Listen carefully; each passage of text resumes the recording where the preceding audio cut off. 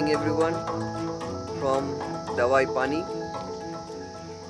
এখন আছি আমরা যে হোমস্টেতে আছি তার ঠিক বারান্দাতে বসে আছি। তার একটা মাত্রই কারণ হচ্ছে কাঞ্চনজঙ্ঘার সানরাইজ, আর সেটা তো একদম মিস করা যাবে না। মানে সানরাইজটা দেখছি, খুব সুন্দর লাগছে এখান থেকে, আপনাদেরও দেখাচ্ছি।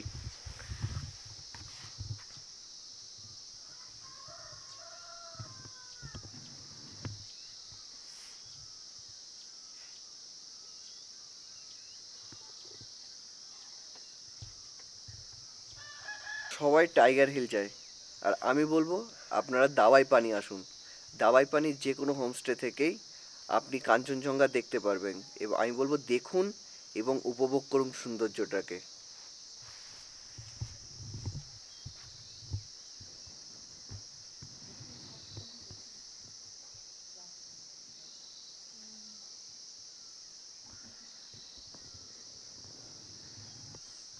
এবার আপনাদেরকে দেখায় সকালের দার্জিলিংটা কেমন লাগে দেখতে, যখন সূর্যের প্রথম আলো দার্জিলিংয়ের উপর পড়ে, সেই টাইমে দার্জিলিংকে কেমন লাগে দেখতে।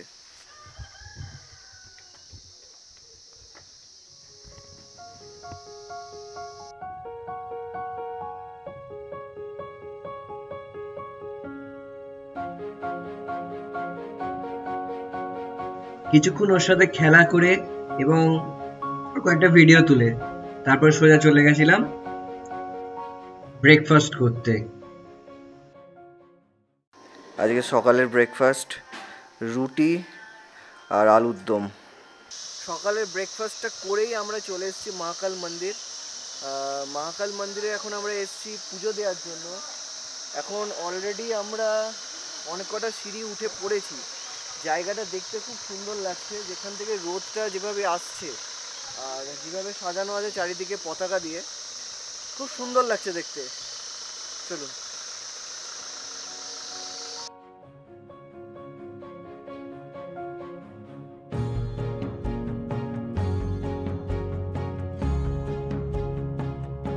এটা হচ্ছে মহাকাল মন্দিরের মেইন টেম্পল।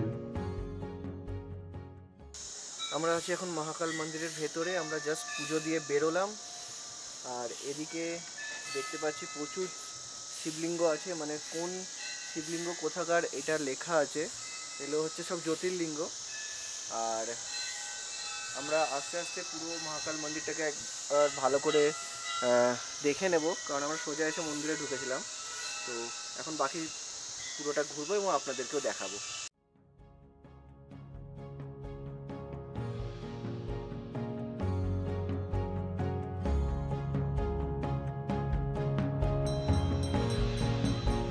এটা হচ্ছে জগদ্ধাত্রী মায়ের মন্দির, যেটা মহাকাল মন্দিরের মধ্যেই অবস্থিত।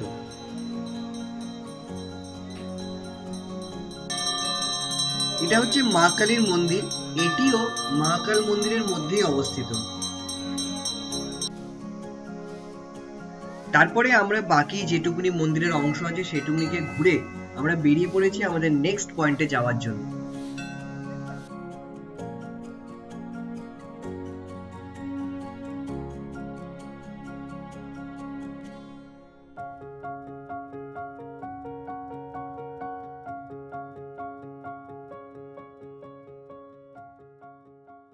আমরা এখন এসেছি জাপানিজ টেম্পলে। মহাকাল টেম্পল থেকে চলে এসেছি জাপানিজ টেম্পলে। আমরা এখন জাপানিজ টেম্পলে আমরা দেখতে পাচ্ছি এখানে টেম্পল আর পিস পাকোড়া। জায়গাটা খুবই সুন্দর, খুব ভালো লাগছে জায়গাটা, আপনারাও একবার দেখে নিন।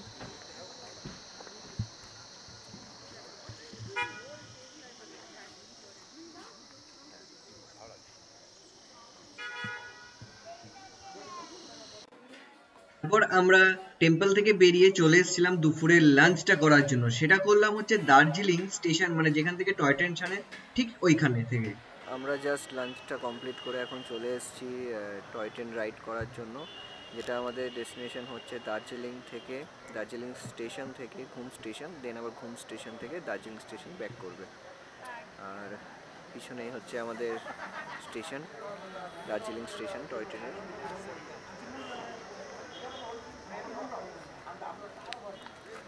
আর পিছন দিকে হচ্ছে ভিউটা দারুণ, মানে কি বলবো, কিছু বলার নেই, যতবারই দেখছি ততবারই সুন্দর লাগছে।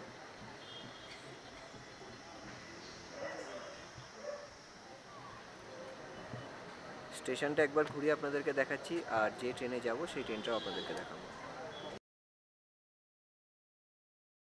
টয় ট্রেনের টিকিটটা আপনারা আগে থেকে আইআরসিটিসি থেকে অনলাইনে বুক করে নেবেন, তাহলে আপনাদের টাইমটা ঠিকঠাকভাবে অ্যাডজাস্ট হবে। ওখানে অফলাইনেও টিকিট পাওয়া যায়, কিন্তু যতদূর সম্ভব সব সময় অ্যাভেলেবেল থাকে না।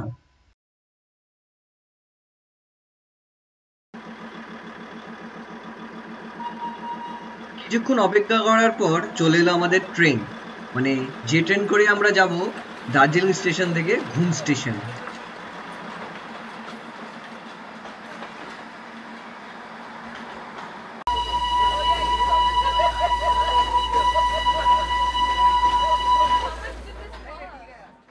এখন আমরা আছি ট্রেনের ভিতরে। এই ট্রেনটি হলো ভিস্তাডোম, অর্থাৎ চারিদিকটা কাঁচ দিয়ে ঘেরা, আর এটা হচ্ছে স্টিম চালিত। আরেকটা আছে ডিজেলে চলে। আমি বলবো ডিজেলটাই নেবেন, কারণ হচ্ছে স্টিমে প্রচন্ড পরিমাণে কয়লা ওড়ে। আপনারা যদি কোনো কারণে জানলা খোলা রাখেন তাহলে আপনার পুরো গাটায় কয়লাতে ভরে যাবে।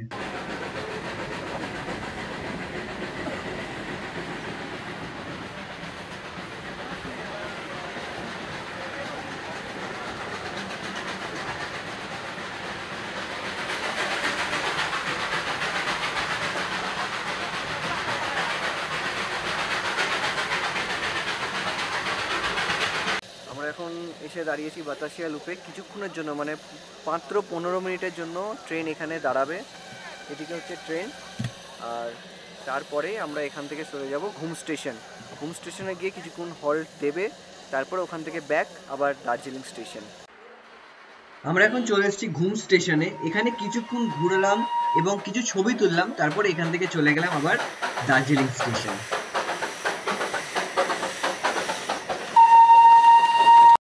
এই সময় ঘুম স্টেশনটা দেখতে লাগছিল খুবই সুন্দর। এখানে হয়তো পুরোটা বুঝতে পারছে না, কারণ এই জায়গাতে পুরোপুরি মেঘে তখন ভর্তি।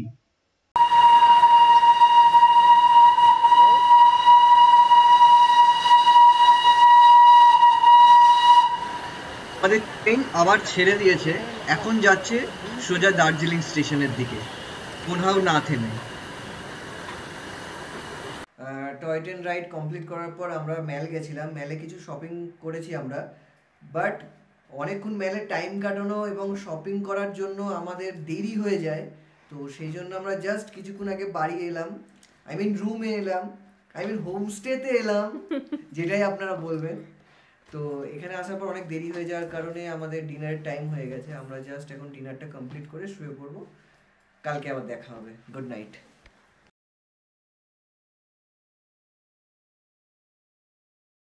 Good morning everyone. আজকে আছি আমরা দাবাই পানিতে। এখান থেকে যাব আজকে আমরা হচ্ছে শিটং। এখনই বেরিয়ে যাবো। এখন আমরা চেক আউট করা অলরেডি হয়ে গেছে, লাগেজও গাড়িতে উঠে গেছে। তো তার আগে আমাকে ওর দাদারা যেটা বললো, কয়েকটা উত্তরীয় দিয়ে গুড বাই জানাবে। তো সেই জন্য আমরা এখন যাব ওখানে, একটা ছবি টবি তোলা হবে, আপনাদেরকেও দেখাবো সেই ছবিগুলো। আর এখান থেকে বেরিয়ে প্রথমে যাব হচ্ছে শিটং। শিটং যাওয়ার আগে আমরা দাঁড়াবো কয়েকটা ভিউ পয়েন্টে এবং কয়েকটা সাইট সিন করে নিয়ে একবারে শিটং হোমস্টেতে আমরা ঢুকবো।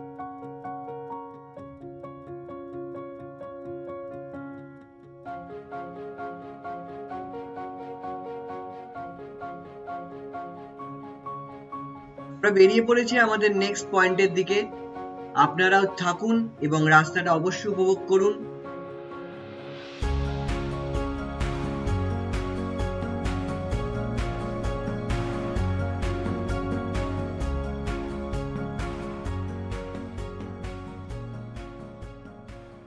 আমরা হোমস্টে থেকে বেরিয়ে সরাসরি চলে এসেছি লামাহাটা ইকো পার্কে। এদিকে হচ্ছে পাইন ফরেস্ট আর এদিকে হচ্ছে সুন্দর ফুলের বাগান।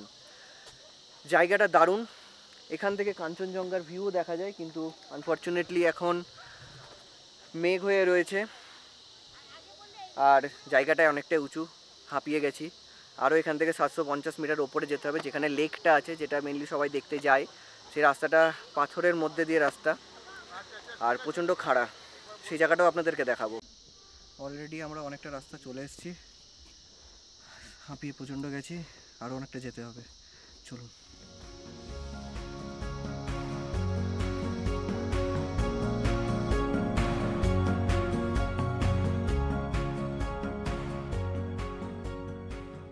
আমরা জাস্ট লেকটার কাছে এসে পৌঁছেছি। 750 মিটার। এটা শুনতে যতটাই কম লাগুক না কেন, অনেকেই ভাববেন যে খুব সহজেই পৌঁছে যাবেন। একদমই না। আপনি যত উপরে যাবেন রাস্তাটা তত খাড়া এবং পাথরগুলো তত নড়বড়ে হতে থাকবে। আমি রীতিমতো হাঁপাচ্ছি, কারণ 750 মিটার একদমই কম না। জায়গাটা খুবই সুন্দর, দারুণ দেখতে। লেকটাও খুব সুন্দর, পাইন ফরেস্ট চারিদিকে। আপনি আসবেন, জায়গাটা ভালো লাগবে। হ্যাঁ, অনেকেই বলবেন যে লেক ছাড়া কিছু নাই বা পাইন ফরেস্ট শুধু জঙ্গল। না, উপরে আসবেন, ভালো লাগবে, খারাপ লাগবে না। কিন্তু যারা বয়স্ক আছে, যাদের উঠতে অসুবিধা বা শ্বাসকষ্ট, তারা প্লিজ আসবেন না। আর অবশ্যই একটা করে জলের বোতল সাথে রাখবেন, নাহলে খুব অবস্থা খারাপ।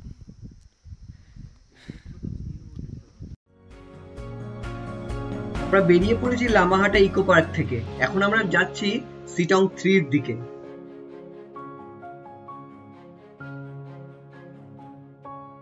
শিলং যাওয়ার পথে আমরা একটা সুন্দর জায়গাতে দাঁড়িয়েছি। সেই জায়গাটার নাম হচ্ছে যোগীঘাট, যেখানে আছে সুন্দর একটা ব্রিজ, আর পাশেই আছে ঝর্ণা থেকে বয়ে আসা, মানে পাহাড় থেকে বয়ে আসা নদী, যার আওয়াজটা আশা করি আপনারা সবাই শুনতে পাচ্ছেন।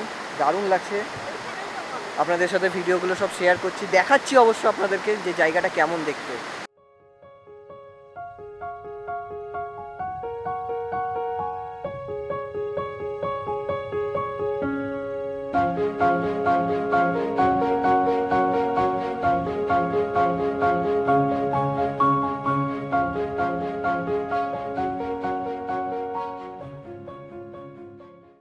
আমরা চলে এসেছি সিটং 3।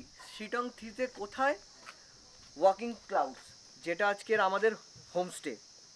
জায়গাটা খুব সুন্দর, প্রচণ্ড মেঘ হয়ে আছে, মানে বলতে পারেন যেমন নাম তেমন কাজ। ওয়াক ইন ক্লাউডস, আমরা মেঘের মধ্যে দিয়ে হাঁটছি তাই মনে হচ্ছে। এখান থেকে স্পষ্ট সামনের দিকে তাকালে 360 ডিগ্রি ভিউটা পাওয়া যায়। বাট এখন যেহেতু পুরোটাই জায়গাটা মেঘ হয়ে আছে, আমি আপনাদেরকে দেখাতে পারছি না। পরিষ্কার হলে নিশ্চয়ই দেখাবো। এখানকার আমি জাস্ট খাবারটাও খেয়ে উঠলাম, খুব ভালো লাগলো। খাবারগুলো খুব সুন্দর হয়েছে। আর বাড়িগুলোর স্ট্রাকচার, হোমস্টে স্ট্রাকচার যা আছে খুব সুন্দর। এখানে 1, 2, 3, 4টে রুম আছে, প্রত্যেকটা রুম খুব সুন্দর। আর একটু মেঘটা কাটুক, যদি কাটে আর যদি ভালো ভিউ দেখতে পাই আমি অবশ্যই আপনাদেরকে জানাবো। আপনাদেরকে বলেছিলাম যদি ওয়েদার ভালো হয় তাহলে আপনাদেরকে অবশ্যই জানাবো বা দেখাবো, কিন্তু আনফর্চুনেটলি সারা দিন ধরে ওয়েদার ভালো ছিল না। প্রচণ্ড মেঘলা হয়েছিল, আর এবং প্রচণ্ড মেঘ, কুয়াশা সব কিছু ছিল। তো সারাদিন আমরা ঘরেই কাটিয়েছি, কোথাও ঘুরতেও যেতে পারিনি, কারণ রাস্তা পরিষ্কার না দেখা গেলে গাড়ি চালানো মুশকিল। দেখা হবে কালকে, যদি ওয়েদার ভালো থাকে অবশ্যই কালকে আপনাদেরকে সকালে এই দিকের পুরো দেখাবো 360 ডিগ্রি। এই জায়গাটাতে আমরা কেন 360 ডিগ্রি বলে বা ওয়াকিং ক্লাউডস নামটা কেন পড়েছে, চারিদিকটা 360 ডিগ্রি দেখা যায়, অবশ্যই আপনাদেরকে কালকে সকালে দেখাবো। আজকের মতো এখানেই শেষ। গুড নাইট, দেখা হবে কালকে সকালে।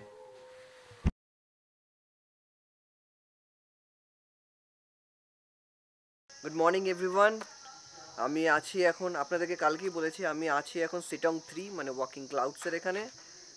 বলেছিলাম কালকেও যে ওয়েদারটা ভালো হলে অবশ্যই আপনাদেরকে দেখাবো ভিউটা, কিন্তু আনফর্চুনেটলি কালকে কোনো ওয়েদার ভালো পাইনি।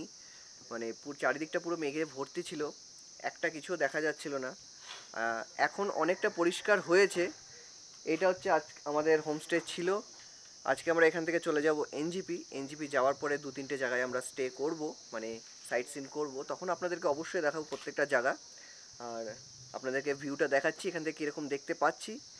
এখানে মানে আমার বলতে পারেন কি বলবো, ব্যাড লাক যে আমি এখান থেকে 360 ডিগ্রিটা দেখতে পেলাম না, যেটার জন্য আমার মেনলি এখানে আসা। কিন্তু আবার আসবো অনলি ফর 360 ডিগ্রি দেখার জন্য।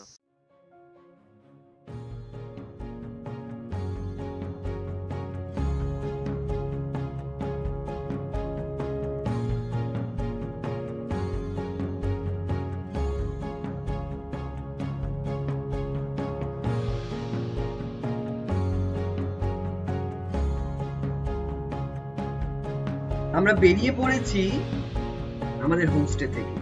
আমরা এখন যাচ্ছি এনজিপির দিকে। এনজিপি যাওয়ার পথে যদি কোনো সুন্দর ভিউ পয়েন্ট পাই অবশ্যই দাঁড়াবো এবং আপনাদেরকেও দেখাবো।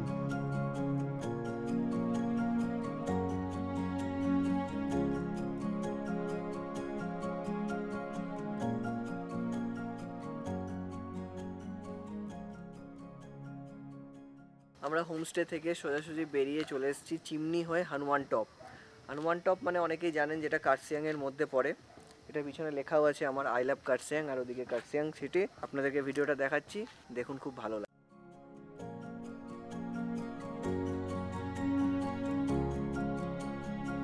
আমরা বেরিয়ে পড়েছি হনুমান টপ দেখে। আমরা এখন যাচ্ছি সোজাসুজি এখন এনজিপির দিকে, কারণ এনজিপি থেকে আছে আমাদের ট্রেন, সেটা হচ্ছে বন্দে ভারত, এটা দিয়ে যাবে সোজাসুজি হাওড়া। এই জাস্ট কিছুক্ষণ আগে এনজিপি স্টেশনে এসে পৌঁছালাম। ট্রেন দেখলাম দিয়ে দিয়েছে বন্দে ভারত। আমরা নিজের সিটে এসে বসে পড়েছি। যেভাবে ভেবেছিলাম যে ঘোরাটা যেমন করা হবে ঠিক ওইভাবেই হয়েছে। মানে প্রচণ্ড ভালো লেগেছে পুরো ঘোরাটা, পুরো জার্নি, পুরো প্ল্যানিংটা ঠিকঠাকভাবে এক্সিকিউট হয়েছে। প্রচণ্ড ভালো লেগেছে। আপনাদের সাথে আবার দেখা হবে কোনো একটা ব্লগে, কোনো একটা ট্যুরে। Bye bye.